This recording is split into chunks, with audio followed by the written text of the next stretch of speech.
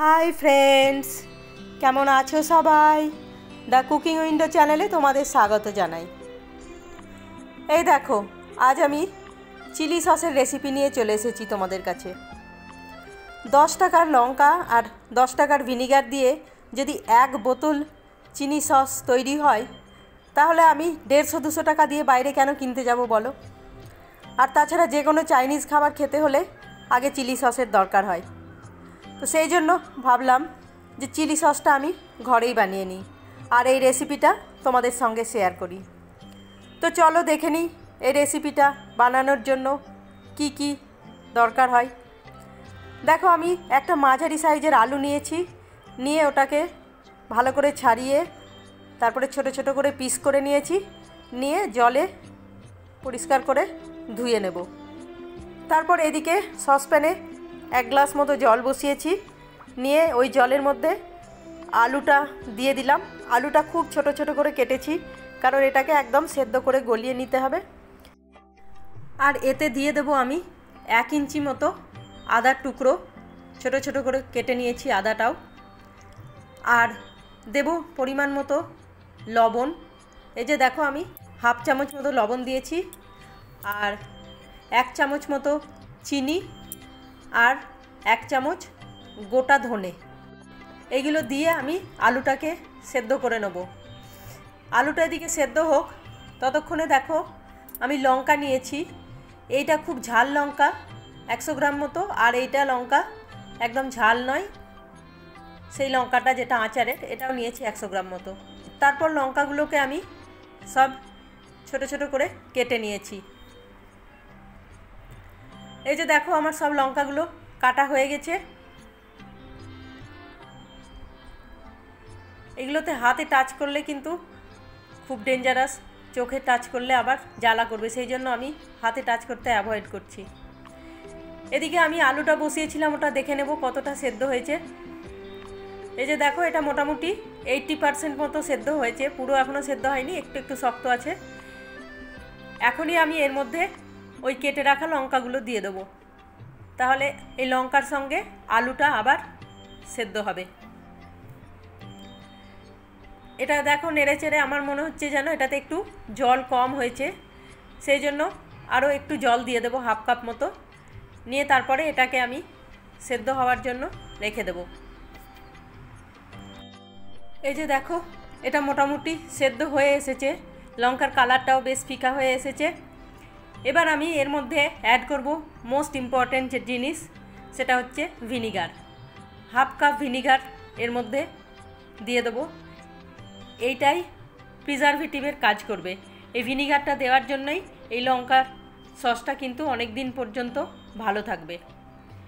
আর দেখো আলুগুলোও সেদ্ধ হয়ে গেছে মনে হচ্ছে, লঙ্কাটাও সেদ্ধ হয়ে গেছে, কারণ কালারটা বেশ ফিকা হয়ে গেছে। যখন এই রকম কালার চলে আসবে লঙ্কার, তখন আমি গ্যাসটা বন্ধ করে রেখে দেব। গ্যাসটা বন্ধ করে দিয়েছি। দেখো লঙ্কা আর আলুগুলো বেশ গলে গেছে মনে হচ্ছে। এবার এটা আমি নামিয়ে রেখে দেব ঠান্ডা হওয়ার জন্য। এই যে দেখো আমি একটা বড় পাত্রে এটাকে ঢেলে দিলাম, ঢেলে দিয়ে এটাকে এখন ঠান্ডা হতে দেব, ফ্যানের হাওয়াতে রেখে দেব। তারপর এটা যখন একদম ঠান্ডা হয়ে যাবে তারপর আমি আবার ফিরে আসব। এই যে দেখো এটা একদম ঠান্ডা হয়ে গেছে, প্রায় 2 ঘন্টা হয়ে গেল। এবার আমি এটা একটা মিক্সিতে জারে নিয়ে এটাকে পিষে নেব। আমার মিক্সিং জারটা খুব ছোট, তাই আমি হাফ হাফ করে দুবারে পিষবো। এই যে দেখো হাফ পেশা হয়ে গেছে। এবার এটাকে আমি একটা বড় ছাঁকনির মধ্যে ঢেলে ছেঁকে নেব, কারণ এর মধ্যে ধনে দেওয়া আছে, আর তারপরে লঙ্কার খোসাগুলোও বেশ মোটা মোটা থেকে যাবে, সেইগুলোকে আমার আলাদা করতে হবে। সেই জন্য আমি এই বড় ছাঁকনিটাতে নিয়ে এইগুলোকে ভালো করে ছেঁকে নেব। বন্ধুরা আমার রেসিপি যদি তোমাদের ভালো লাগে তাহলে একটা লাইক করে দিও, আর ফ্যামিলি অ্যান্ড ফ্রেন্ডসের সঙ্গে শেয়ার করে তাদেরও দেখার সুযোগ করে দিও। আর যারা এখনও পর্যন্ত সাবস্ক্রাইব করোনি তাদের কাছে আমার রিকোয়েস্ট, চ্যানেলটা সাবস্ক্রাইব করে পাশের বেল আইকনটা প্রেস করে দিও, তাহলে আমি যখনই নতুন কোনো ভিডিও আপলোড করব তোমাদের কাছে নোটিফিকেশান চলে যাবে। এই যে দেখো ছেঁকে আমি লঙ্কার পাল্পটা বের করে নিয়েছি। আর এই যে এই গুঁথাটা যেটা বেরিয়েছে এটা কিন্তু ফেলে দেবো না। এটা তোমরা সবজিতে লঙ্কা বাটার মতো ইউজ করতে পারো, বা এটাকে শুকিয়ে নিয়ে চিলি ফ্লেক্সের মতোও ব্যবহার করতে পারো। এটা গ্রিন চিলি ফ্লেক্স হয়ে যাবে।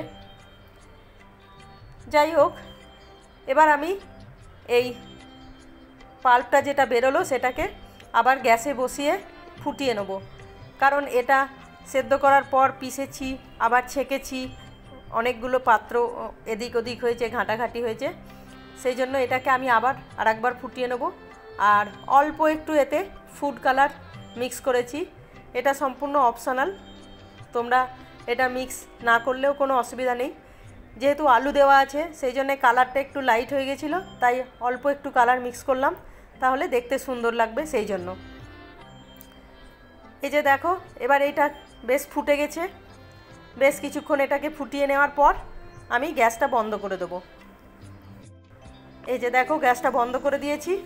বন্ধ করে এটাকে আমি আবার ঠান্ডা হওয়ার জন্য রেখে দেব। এই যে দেখো এটা এখন ঠান্ডা হয়ে গেছে, আর এর কনসিস্টেন্সিটা দেখো, ঠিক যেমন মার্কেটের চিলি সসগুলো হয় সেই রকমই হয়েছে।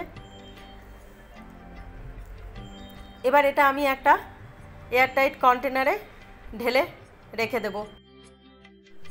এবার এটা তুমি চাউমিন বানাও, চিলি চিকেন, চিলি পনির, মঞ্চুরিয়ান, যা কিছু বানাও তাতেই 1 চামচ করে ইউজ করতে পারো। আমার এই রেসিপিটা কেমন লাগলো কমেন্টে অবশ্যই জানাবে, আর ভালো লাগলে একটা লাইক করে দেবে। আজ তাহলে আসি, কাল আবার দেখা হবে নতুন একটা রেসিপি নিয়ে। তোমরা সবাই ভালো থেকো, বাই।